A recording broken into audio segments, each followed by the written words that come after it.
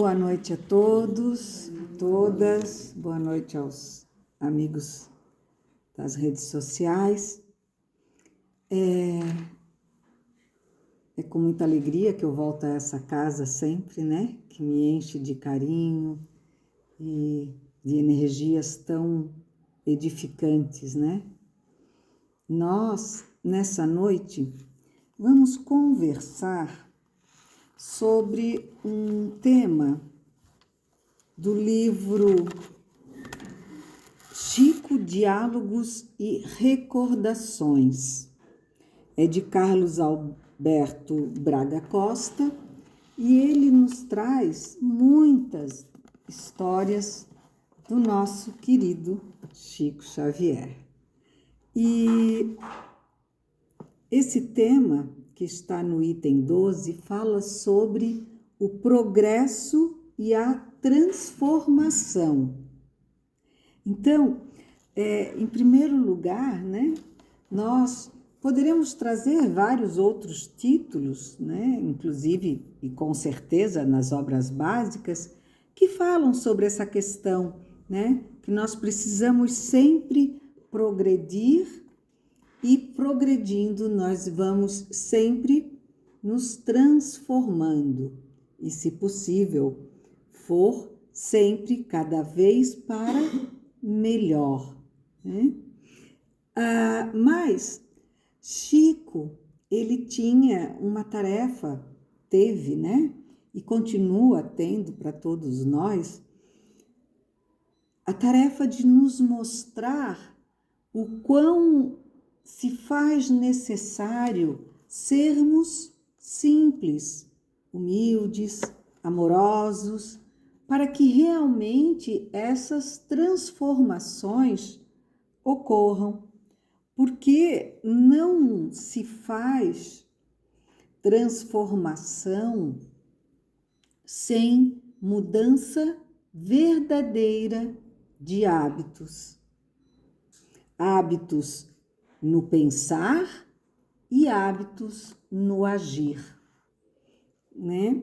Então, nesse item do livro, como eu falei, Chico, Diálogos e Recordações, é um livro bem interessante porque ele traz muitas conversas delas tiradas com o auxílio de Arnaldo Rocha, né, que todos sabemos teve uma grande importância na vida de Chico, né? Foi um grande companheiro e conhecedor de momentos únicos da vida de Chico e que alguns deles ele vem descrever nesse livro, através do autor.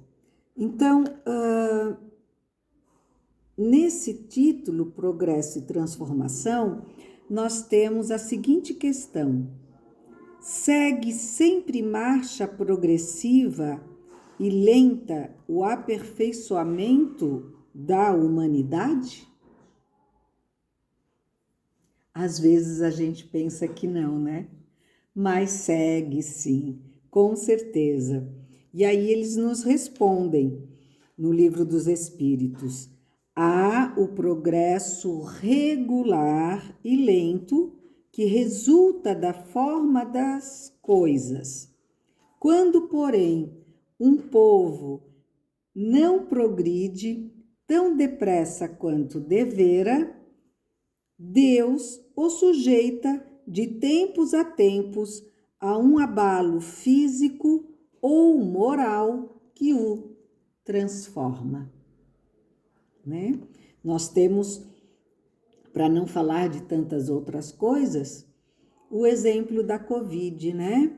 Foi um abalo físico e emocional e moral para muitos, ou para não dizer todos, né? Porque nós passamos por momentos nunca antes vividos.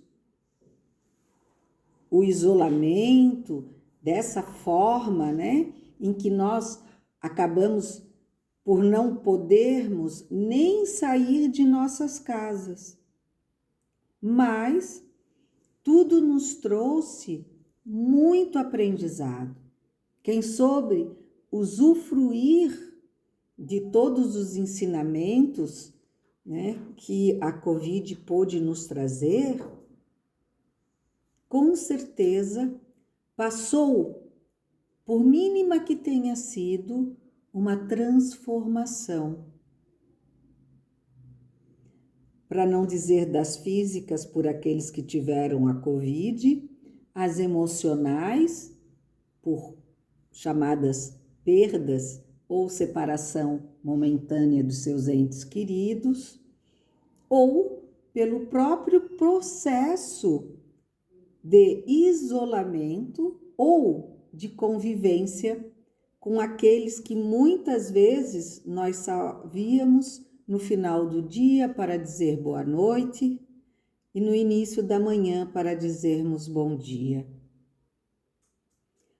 Nós precisamos, nesses dias, conviver com pessoas que pareciam tão próximas de nós, mas que nesse contato diário, muitos representaram e chegaram a mostrar o abismo que havia entre aqueles que moravam e dividiam um mesmo lar.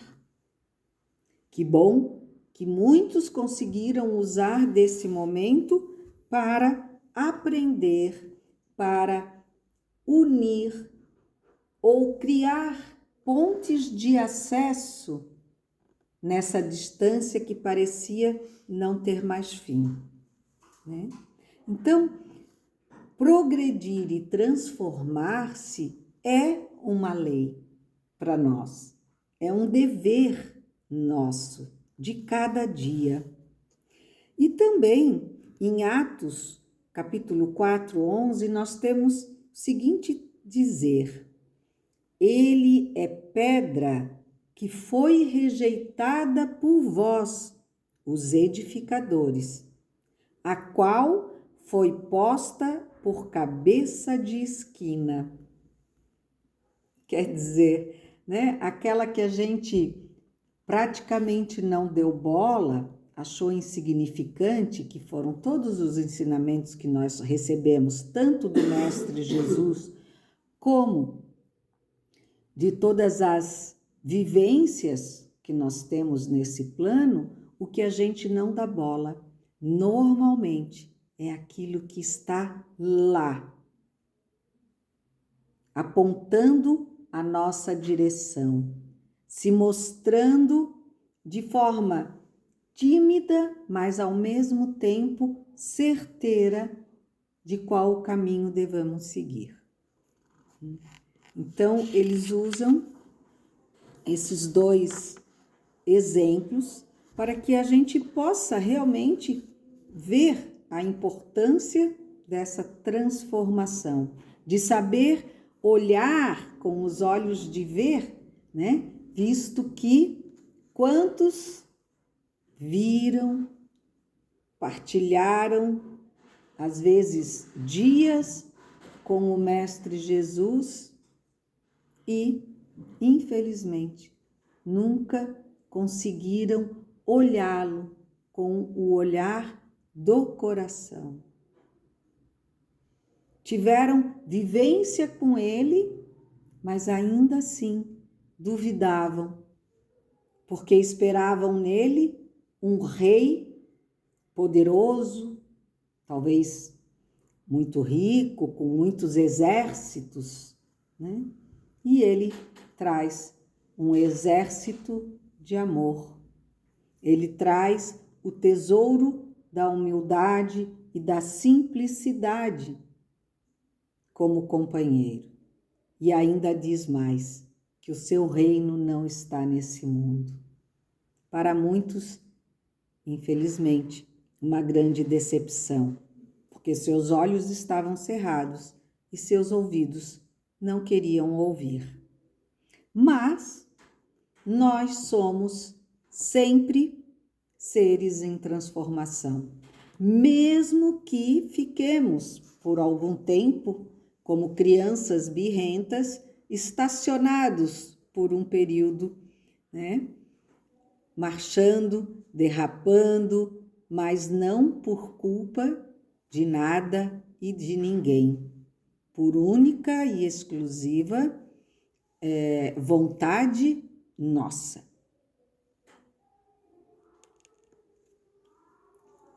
Então, no episódio desse livro, onde eles trabalhavam aprofundando, né, na ciência da reencarnação, conversando e partindo dos diálogos e das recomendações do Arnaldo Rocha, o repórter fala muito sobre a vivência cristã de Chico em Pedro Leopoldo e pela luta, né, daqueles que o cercavam. Então, eles vão deliberando sobre isso e nessa reflexão, Arnaldo Rocha traz, então, a presença, né, já desencarnado, de um amigo muito querido dele e, por consequência, também do Chico, o Clóvis Tavares. E, às vezes, a gente fica naquela sensação assim, mas será? Quantas vidas eu já tive? Será que eu... Porque a gente falou aqui na ciência da reencarnação, né? Então, percebam, às vezes é difícil para quem não entende, não estuda, não participa do movimento espírita, muitas das vezes, e ainda que participe, às vezes a gente cai, escorrega, faz uma ranhura, e ali a gente fica pensando, será? Quem veio para contar? Quem já nunca escutou isso? Né? Eu, assim que iniciei na doutrina, eu escutava muito isso das pessoas. Tu agora és espírita? Eu dizia, sou. Mas tu acredita mesmo nessas coisas que eles falam? Esse negócio de reencarnação, bate e volta, bate e volta. Como é que tu pode acreditar nisso? Aí eu disse, porque existem provas, né? Ah, isso não me convence. Para mim, nunca ninguém veio para contar. E é claro que a gente sabe que muitos vieram, né? Só não vê quem não quer, não escuta quem não deseja. E Clóvis Tavares é muito interessante porque Arnaldo tinha dele alguns livros, porque ele era um homem que tinha uma biblioteca maravilhosa, né? Um grande escritor. E ele, há muitos anos, repassou para Arnaldo um livro chamado Heróis Católicos, que foi editado em 1877. Aí alguém pode dizer aqui para mim, o que tem heróis católicos com o espiritismo, né? Muito, tem muito. Basta abrir o nosso evangelho que a gente vai ter tantas colocações, ou o nosso livro dos espíritos, né? Tantas colocações daqueles que são chamados santos da Igreja Católica, como Santo Agostinho, por exemplo. Então, a gente sabe que há uma ligação, principalmente porque após a estada de Jesus conosco, a Igreja Católica meio que absorveu a vivência de Jesus para si, né? Meio que sendo o caminho principal para a vivência cristã. E por conta disso, claro que aqueles que já tinham o Cristo em seus corações, Deus como nosso Pai único, né, seguiam o caminho que era, a princípio, o mais lógico, que era a Igreja. E nesses heróis católicos, né, que fala de cenas históricas do século V, O autor Henri Conciene tem, numa versão por Cunha Viana, ele traz a história, né, de um rei e uma rainha daqueles tempos, né, em 400 e pouco depois de Cristo. E é muito interessante porque ele vem nos mostrar justamente a transformação, né? A França vivia um momento muito difícil das guerras, muita matança, muita dor, né? E eles precisavam de uma mudança. Porém, antes disso, é bom ressaltar, né, para quem não conhece, não conhecia, talvez, o Clóvis Tavares, ele foi apresentado para o Arnaldo em 1946, através do Chico, né? E ele, como um grande estudioso, uma pessoa iletrada, de forma que continha em sua propriedade uma biblioteca vastíssima, ele sabia muito sobre tudo.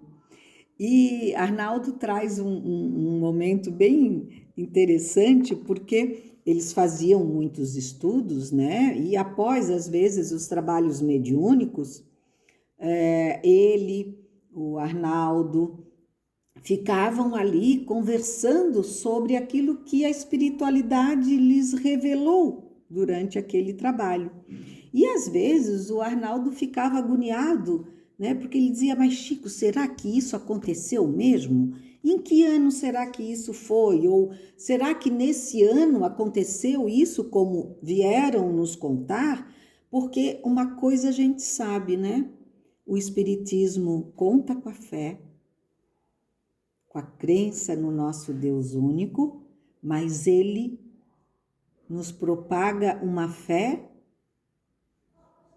raciocinada. Então, como devido, Arnaldo ficava ali, né? Aquele que advogava em função das verdades. Então, ele dizia, né? Será que tá certo isso, Chico? Aí o Chico olhava para ele e dizia: Naldinho, calma, porque em breve o Clóvis irá nos trazer todas as informações necessárias para que saibamos a veracidade desses fatos. Então, só para vocês terem ideia, né, como tudo é um conjunto muito importante em tudo que se faz, se fez, né, e se está fazendo dentro dos recursos que a espiritualidade nos traz. Então, toda vez que Chico tinha algum acontecimento mais histórico, Clóvis procurava em seus livros e trazia a prova de que realmente tal colocação condizia com o que se viveu naquela época.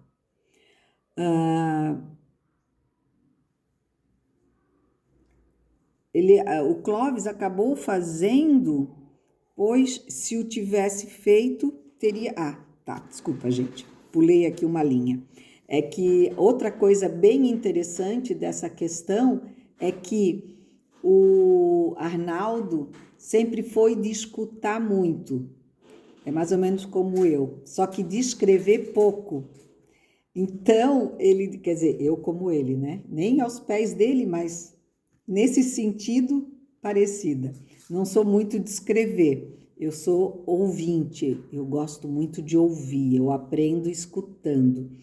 E ele diz que, assim, ontem, no período em que o livro foi lançado, se eu não me engano, 2001,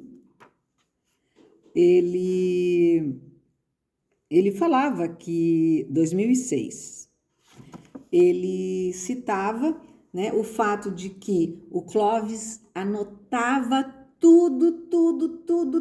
todas as conversas que ele tinha com Chico, sobre todos os trabalhos. Então, dali veio, e a gente sabe até de tantos outros que já pesquisaram, né? Todo o conhecimento do Clóvis. E Arnaldo dizia assim, eu só escutava, hoje de certa forma me arrependo, porque ele já estava com 80 anos, mais ou menos, quando falou sobre deu essas informações, né, para esse livro, e ele dizia assim, eu tenho que contar com a minha memória, que já não é das melhores. E nessa conversação, eles vão citando questões sobre a vida de Clóvis Tavares, que era vinculada ao cristianismo por mais de 1000 anos. É claro que ele não estava vivo naquele tempo com 1000 anos, né? Nosso corpinho material, orgânico, como queiram chamar, ele não tem capacidade para tanto. Então, o que acontece? Clóvis Tavares teve muitas vivências anteriores. E aí eles falam sobre uma delas, que inclusive vem descrita no livro.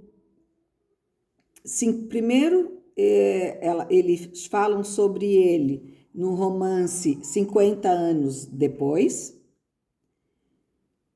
no personagem Rúfio Propércio, e depois ele retorna no século V, em solo francês, reencontrando-se com Tassiano, o personagem do livro Ave Cristo, e agora conhecido como Aureliano, e que teve uma passagem muito importante para a regimentação da fé do companheiro Clóvis. Nesse século V, Aureliano reencontra o ilustre amigo, que é o Clóvis Tavares, como sendo o grande conquistador Clodovil, também conhecido como Clodovil, cuja liderança definiu novos rumos para a história do Ocidente. Clodovil ficou conhecido em latim após sua conversão ao catolicismo como Clovis, aquele que uniu os franco-pagãos e os gauleses cristãos, promovendo a libertação do Sacro Império Romano Germânico após uma sangrenta e inesquecível batalha.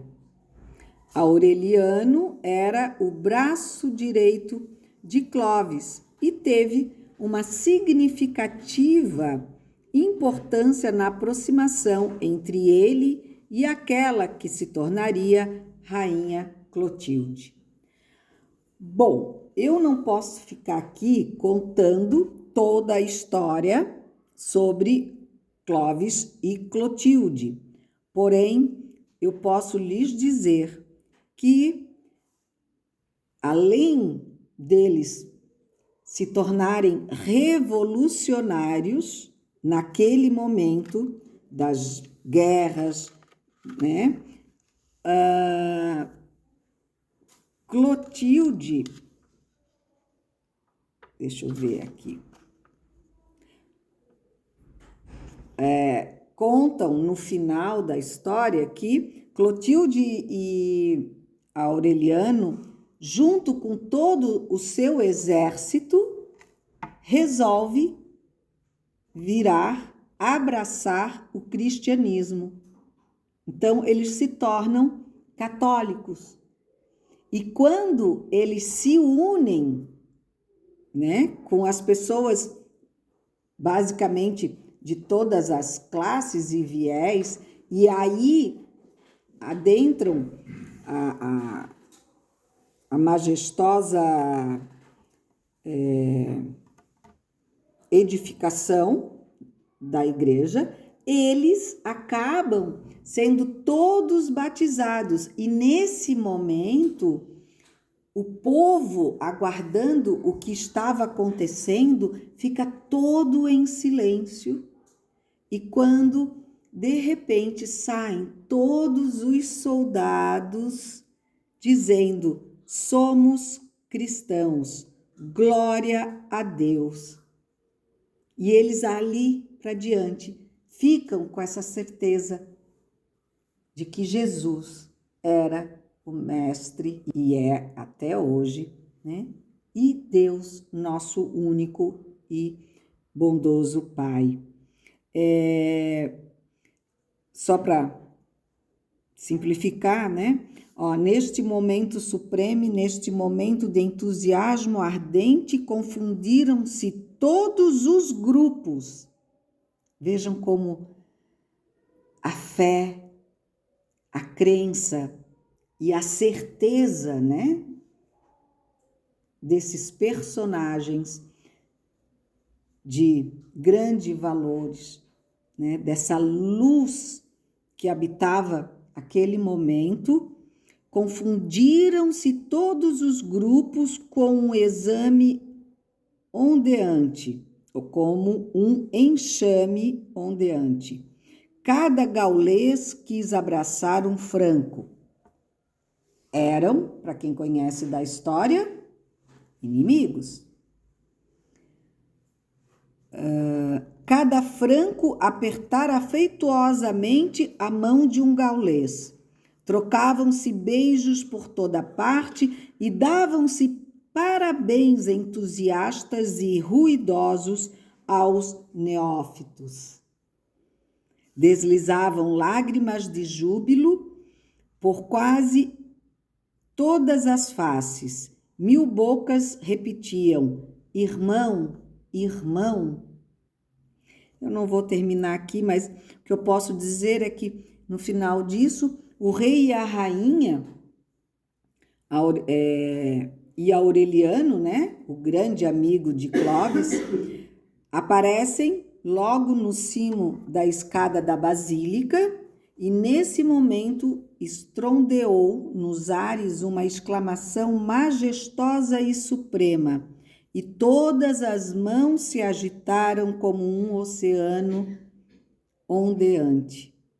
Decidira-se o destino do Ocidente. Erguera-se na curva do horizonte o sol de uma nova civilização. Progredir, sim, é transformar, é transformação de nós mesmos, de um grupo, de uma cidade, de um estado, de um país. E de muitos países, continentes e o planeta.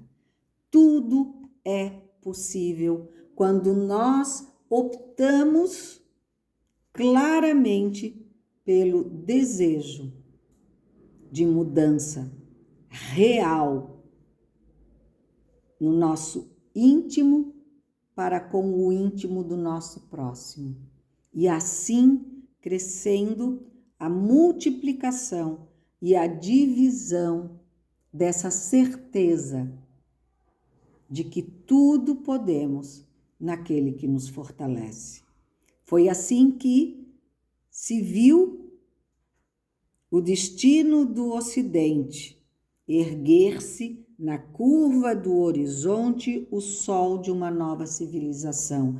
E é assim que nós temos que ter a certeza de que estará sempre acontecendo a transformação desse planeta que nós tanto amamos. Quanto mais tivermos em nós essa esperança transformada em verbo de ação e de certeza, mais e mais nós estaremos nos unindo a todos os pensamentos que se encontrarem ao nosso e estaremos com certeza trabalhando para o nosso progresso, a nossa transformação e também a transformação do planeta que tanto queremos. Chegue em breve a regeneração. Então, eu sei que a princípio parecia que eu iria falar sobre a questão da lei do progresso, né? Mas a ideia era essa pegadinha, digamos assim. Lembrarmos que exemplos para nos nortearem, para nos fortalecerem, estão em toda a didática, em todos os exemplos da doutrina espírita e da vivência cristã do nosso Mestre, nosso Cristo, Jesus. Espero que possamos refletir e usar desse pensamento para termos uma semana ainda mais poderosa em matéria de fé e confiança. Obrigada a todos. A gratidão à casa, o abraço de Fabiano de Cristo para todos.